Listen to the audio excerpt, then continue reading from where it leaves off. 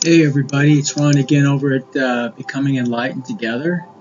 I'm going to go ahead today and do a tarot spread, and I'm going to see what the energy actually is out there for the collective and for the karmics, perhaps. I mean, if it's anything like my rune spreads, it seems to focus primarily on the karmic world, or karmic field. And again, that terminology is not used to slap the non-collective in the face in a physical sense. Maybe, to snap you out of your self-delusion and so on in a spiritual sense, yeah. But I don't necessarily mean it to be mean or anything like that, mean-spirited. If you are in a lower state of vibration, you are thinking negative thoughts, the 7 deadly sins, just go ahead and look that up to give you an idea of what you're feeling falls into those, 7 categories in particular, then you are probably vibrating at a very low resonance and frequency and technically would fall under the karmic umbrella. Now, if you're vibrating out of self, love, authenticity, and love, of course, for other people in general, or having empathy, then you're vibrating at a much higher, resonance, frequency, and vibration. And you would be what I would classify as the collective, just to make that clear. Now, what we got as far as the 9-card reading actually that I just laid out shows, the overall energy or the heart of the reading is the 3 of Swords.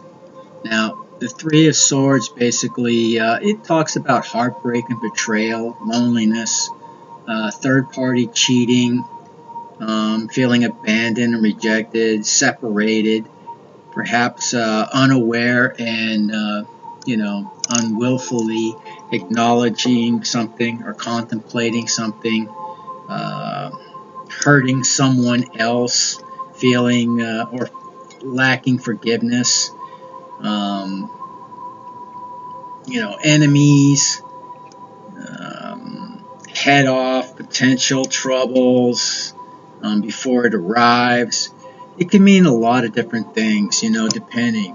So we look at the bottom of the deck in this reading to give us a summation of what it is. And it talks about, well, in this case, the 4 of Pentacles. Now, the 4 of Pentacles basically talks about difficulties, difficulty in letting something go, for example. So maybe it could be a heartbreak or, a situation with somebody that you are separating from or have separated from, and you're having a very difficult time letting it go. So it also talks about hoarding, saving your money, being miserly in a sense, holding on financially. Maybe you're possessive and controlling, block changes, I don't know, feeling greedy or weak, intensifying upon, your own way, insisting upon your own way, I should say, sorry. And, basically being in a state of status quo or staying within your comfort zone. So what this shows me right off the bat is this reading is dealing with somebody who had a traumatic, breakup with somebody perhaps, and they're having a hard time moving on from that. It also talks about other things as well. So it could be related to your finances, how you're hoarding at this point. Maybe you don't have a lot, so you're trying to, just save what little you have in regards to that. But it basically is talking about a situation where there is a relationship involved. Okay? And apologies, if that's what you're going through, you have my sympathy. Now let's go ahead and look at the 3 planes of this reading: the spiritual, the earthly realm, and the subconscious realm. We'll start with the spiritual realm. What we have there is the Eight of Swords. Now, the Eight of Swords talks about feeling tempted, hopeless, cornered, being judgmental, fearful, powerless, restricted and confused, feeling like there's obstacles and maybe you're being persecuted. Perhaps you're feeling a lack of direction, uh, bewilderment, lacking clarity in which way to go and so on, needing guidance, waiting to be rescued perhaps, avoiding your responsibilities. That's what this Eight of Swords talks about. Now, again, what is the spiritual line? And we're looking at the spiritual line of this 9-card reading. And the spiritual realm talks about the forces which propel us forward, okay? Whatever we believe in that, whether it's our own will, our own self-conscious, our higher self, whether it's source, your, ancestors, spirit, whatever it is that you believe in. These are the forces that drive us forward, if you will. Now, next up in that same line of spiritual, we have the High Priestess. Now, the High Priestess is one of the major arcana. Basically talks, and when you see major arcana, it just means you have to listen just a little bit harder or clearer. This gives us a little bit more, clarity and very focused energy versus the lesser energy of the minor arcana in a sense. So you want to listen to your intuition in this case. Okay, that's what it's telling you. It talks about using discernment, ruminating upon your situation. It also talks about spirituality and being enlightened. So if you are religious, you have to look at it from more of this spiritual perspective instead of finding what is right and not listening to what status quo tells you to do. But what does your heart tell you to do? What does your instincts tell you to do? What do you know to be the right thing to do, regardless of what anybody else says, thinks, or does? And that's the only way to become enlightened, is to really seek out answers for yourself. Okay, you're never going to get it from an outside source. It always comes from within. So basically seeing things which are hidden, your self-potential, being positive at this time, patient, going within, and seeing beyond the obvious. That's what this is telling us to think about and to actually put into practice. And again, remember, becoming psychic or being very intuitive has to come with practice. We all have this inherent ability, I believe, but most people just either don't believe it, and even those who do, a lot of times they don't practice it, so it never becomes fully developed. So it's something you have to put into practice for it to become real in your life. Now, the last card we got in that particular spiritual line is the Four of Cups. Now, the Four of Cups talks about being self-absorbed, feeling apathetic, going within, focusing on your own feelings, not really thinking about it, or able to put yourself in another person's place, So all you're concerned about is your own feelings, ignoring your gifts and affection, ignoring, the blessings, ignoring the good that maybe other people have tried to share with you or present you, lacking motivation, introspection, and feeling withdrawn. So that basically tells us, the state of that we're currently in spiritually needs to change dramatically. Okay, if you hope to change the material. Remember, things happen in the spiritual realm before they happen in the worldly plane. As above, so below. So you have to change things in the spiritual realm in order to really change or have an impact here in the physical realm. Okay, and that's what it's telling us that we have to do in this particular case. Whoever this reading is for, you're in a state of woe is me, not taking any self-responsibility here, blaming anything and everything else except for yourself, not looking at the man or woman in the mirror, and making amends, trying to change your particular situation, from the inside out instead of the outside in. Now, the next line of information that we get is the earthly plane. And we start that off with a good card. It's my card, actually. It's the Sagittarius card, or the Earth Angel card. It's the card of Temperance. Now, the card of Temperance is another major arcana, so it's something that we have to, actually take into consideration and focus on. It talks about balance, moderation, compromise. It talks about the yin and yang, or harmony, reciprocity. It talks about health and healing, cooperation versus acting solely at one's self-own interests. Again, it talks about being centered, well-meaning, sense of flourishing, combining forces with another, a synthesis or consolidation of sorts. So it's basically saying stop being so damn selfish. Okay? Again, an echo of what we got in the spiritual plane. That's what we have to start putting into practice here in the earthly plane. Alright, and again, the next card is that Three of Swords that we see as the heart of the matter, which talks about, being betrayed, perhaps by a third party, or feeling, heartbroken and so on, and having a hard time letting it go. Okay, so this is what it's talking about in terms of the first card, feeling, a sense of taking responsibility and finding the balance within our emotional plane. Not easy to do, especially when we feel we've been wronged, and maybe you justifiably have been wronged. Maybe you've wronged other people. Maybe it's time that you learn the lesson that, you're not the only one who has feelings. You're not the only one who can be hurt with a harmful word or expression, or maybe even silence.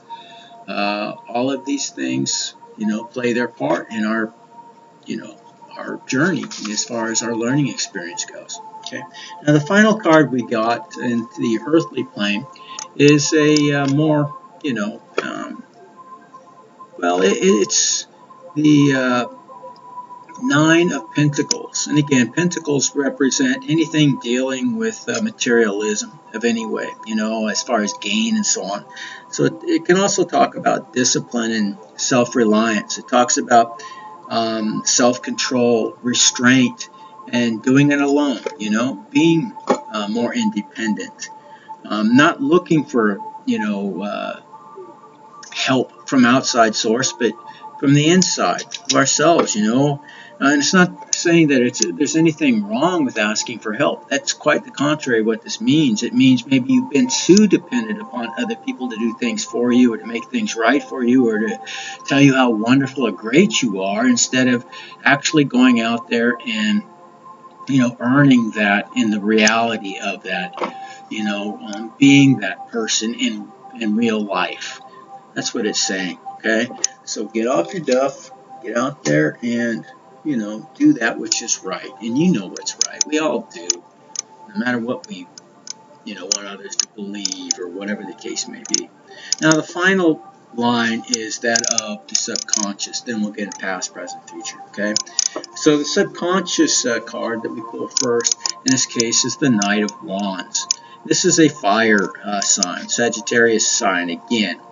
It talks about, someone who's charming and superficial, self-confident and cocky, adventurous, restless, passionate. Somebody who can also be hot-tempered, doesn't sweat the small stuff, basically. Somebody who's attractive, but also presumptuous. So, and knights, they can be younger, not necessarily childlike like a page, but, they're still working on, becoming mature. and they have all the enthusiasm and angst that you can imagine, but sometimes not all the life lessons learned to manage it properly. Okay, so also in our subconscious we have the tower.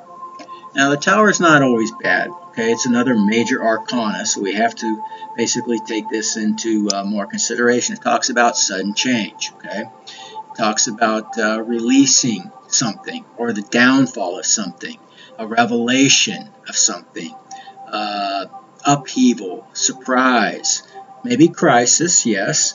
It talks about, shake-ups and outbursts. It talks about anger, bewilderment. It talks about, maybe a blow to somebody's ego, and that's important because ego can get us in a lot of trouble. And there's nothing wrong with, um, seeing yourself, at least in a healthy way, optimistically. But when we're talking about egoism, we're talking about an unhealthy feeling of ourselves. And it's often masqueraded by a sense of insecurity. Insecurity masquerading as over, uh, being secure in a sense, So, um, basically, we're talking about realizations of truths, insights, perhaps, exposing of something that was hidden, and finding answers and insight into something. So that's what the tower is all about. So maybe we're reflecting on this, this separation to the point where it's actually helping several of our obstacles in this life become, tumbling down.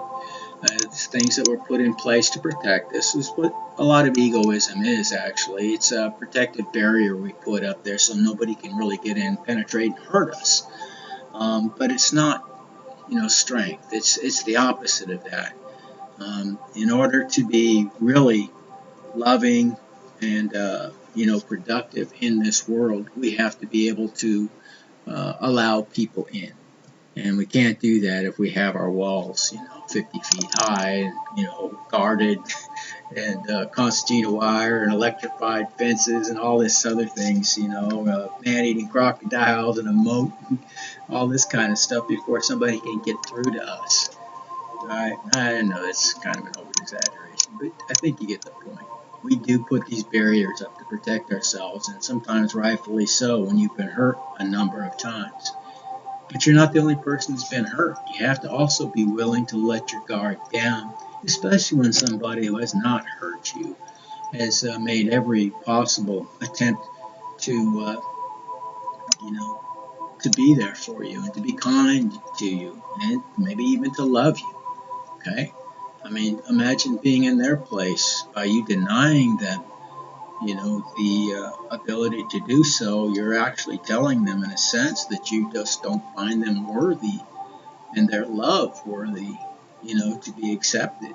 And whether you know it or not, you're creating a tremendous amount of harm to them, something they now have to heal from. So just, something to think about. Now, the final card I got in the subconscious row is another major arcana. This one is about the moon, and the moon typically talks about illusions or obscurity versus the clarity we get from the sun card. Okay, so it talks about fear and shadows, bewilderment, talks about phobias of different types and anxiety, self-deception perhaps, talks about unrealistic ideals, talks about fantasies, dream states, visions, losing direction, being disoriented, things of that nature.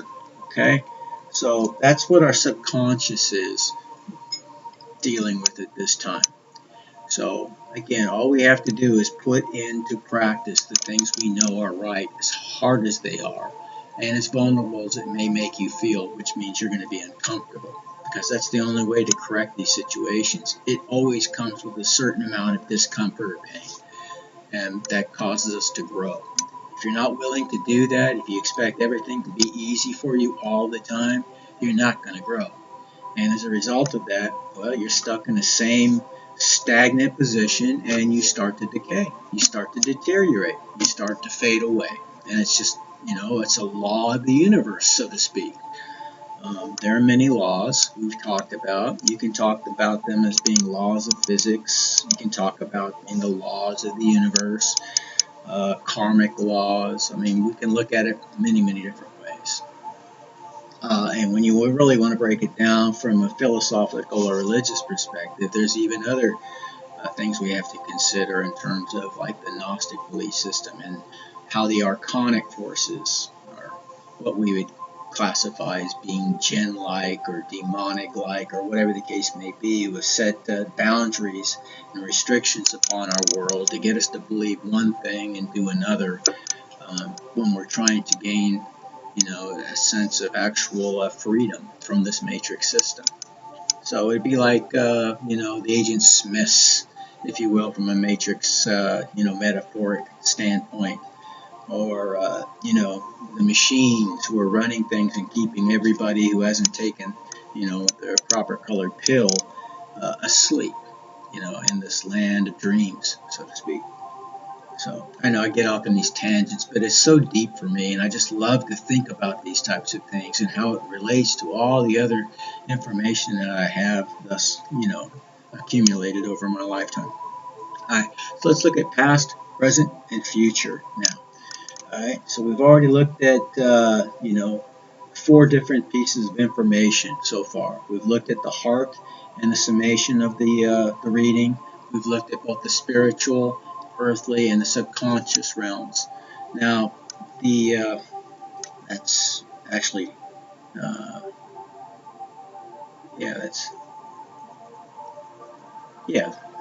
that's 4 pieces of information. I'm sorry, I got off on a tangent. I just lost my train of thought. So we still have 5 more. Okay, so the past information, what we got to start off with is the 8 of Swords. And the 8 of Swords again talks about, feeling entrapped, hopelessness, cornered, judged, being fearful and powerless, restrained, confused, having nothing but obstacles before us, lacking clarity, overwhelmed, overburdened, seeking but lacking clarity, okay? Waiting to be rescued by somebody else. All right, so that's our past information, and then it's also met up with its, I guess you could say polar opposite with that of the Earth Angel card or the Temperance card, a major arcana. It talks again about moderation, balance, reciprocity, compromise, yin and yang, harmony, equilibrium, working side by side with another, flourishing, combining forces, synthesis and consolidation, those kinds of energies. So again, it takes a physical effort on our part to make changes in this reality. Okay, you can't just wish it away. That wish has got to be followed with some form of action before it becomes manifested in reality. Okay. Now, the final card in our past was this carefree and very rambunctious and passionate Knight of Wands. Again, it's a Sagittarius card, as was the Earth Angel card that I just showed you. So lots of Sagittarius energy today. And it basically talks about self-confidence and cockiness, adventurousness, restlessness, passion, somebody who's hot-tempered, and so on and so forth. So I know a few people like that. So it doesn't have to be Sagittarius per se. It's a Sagittarius card, but it could be basically somebody who's in a fiery energy. It could be either the other 2, fire signs as well. It could be Leo and Aries, or it could be somebody who's just feeling that energetic and passionate, emotion right now. Now, for the present energy, we have the High Priestess.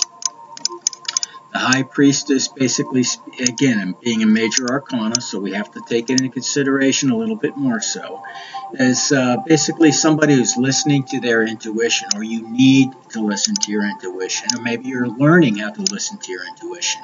So you're using more discernment.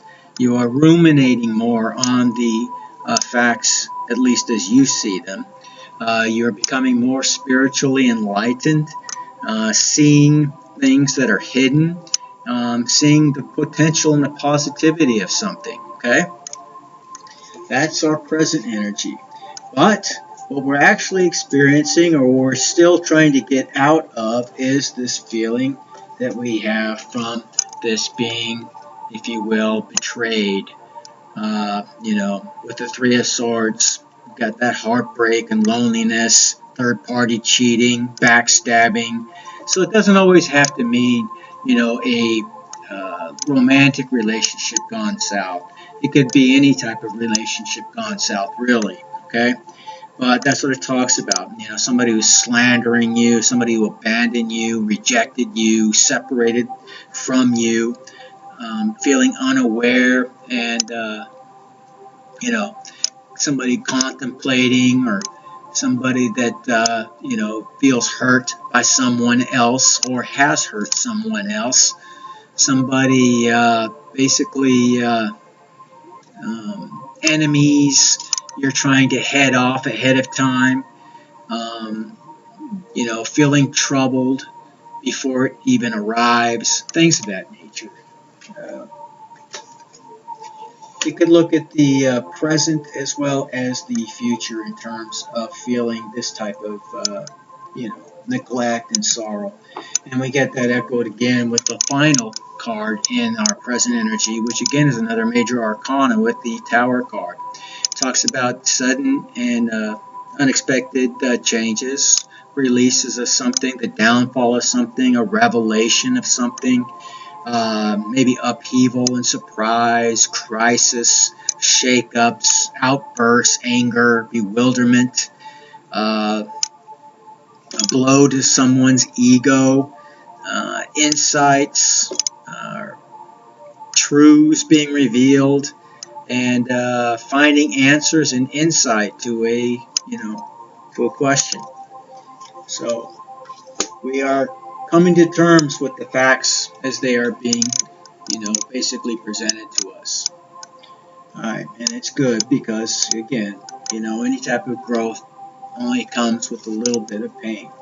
Now, the final chapter that we're looking at is our future, of course. Okay, near or perhaps projected into the extended future. So it's going to be different for everybody. But the first card we get is the Four of Cups. Now, the Four of Cups talks about somebody who's self-absorbed, apathetic, going within, focusing on your own feelings, not able really to put yourself in another person's shoes, or being empathetic, in other words. Losing interest in something, disengaging in something, lacking motivation in something, needing to go within, but feeling withdrawn and in a state of introspection. Okay, so it looks like this energy is going to carry on for a little while here, unfortunately. And the sooner you deal with the truth and the reality of the situation, the sooner you get yourself out of this rut, unless you like just going through this type of misery, it seems. Next up, we have the Nine of Pentacles. And again, we're talking about things dealing with materialistic abundance and wealth and things of that nature. So this one talks about discipline and being self-reliant, self-controlled, restrained. And this is giving you the answers to how to overcome this problem that we're experiencing, whatever it is. I mean, it seems like it's an emotional situation of losing somebody who was, or that you thought was close to you, but feeling betrayed by them, and maybe they slept with somebody else, or whatever the case may be. That's what it's looking like.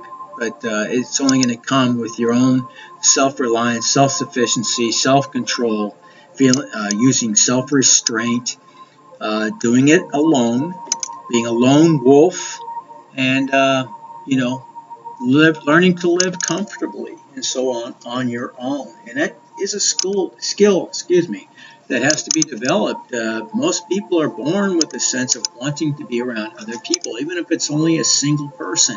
But in order to give love or any real connection with somebody else, you have to first be self-sufficient within yourself. You have to learn how to love yourself and learn how to be truly authentic. And then, yes, you can really share yourself with another person and have them, in turn, hopefully, somebody who's equal to you in regards to that, share with you so that you too become empowered together instead of one vampirizing the other. A constant exchange of energies where you never feel balanced. That's not a relationship, and that's why most relationships end in divorce. It's solely based on outward appearance, if you will, and then with the hopes of developing a tighter connection with time instead of having, a connection of hearts, of minds, as well as, physical uh, equality and so on. You know. Anyway, the last card that we have for the future is the moon. So things are not crystal clear. It's telling us that we have to use, our intuitive abilities to go within because everything right now is obscure. We don't see it clearly. We're fearful. We have a lot of different illusions about how things are versus how they should be. Our imagination is running wild. We're looking at all the shadows. We're feeling bewildered. All of our phobias are coming to the surface right now. We're having unrealistic ideals. Maybe we see ourselves as being this, that, or the other thing, and the other person should be this, that, or the other thing, instead of just focusing on you and what you need to bring to the table, as far as being the best version of yourself. Only then are you going to get something equal in return in regards to a relationship, okay? I mean, that's just another one of those laws of nature that most people have yet to really uh, come to terms with. You have to be what it is you want to have, brought into your life. Okay? And I know sometimes, we don't want to accept these certain realities. We think that we're worthy of it or we should be worthy of it without doing any of the hard work to get there. And that's not the way it works. So, again, living in a state of fantasy, in a dream state versus reality state, losing direction, um, being disoriented and confused. That's all about what the moon card tells us. And again, that's in the future, so it looks like a lot of this is going to carry over, even though we have what we need to do to overcome that with the Nine of Pentacles. Okay, we just need to put it into practice. Learning how to be very comfortable, efficient, and someone on your own, and learning how to love yourself truly, and then extending that love so you're not being selfish and self-centered and living in some higher state of egoism, which means you didn't learn your lesson. Okay. And it's okay if you choose to be alone. I mean, some of us, we choose that path.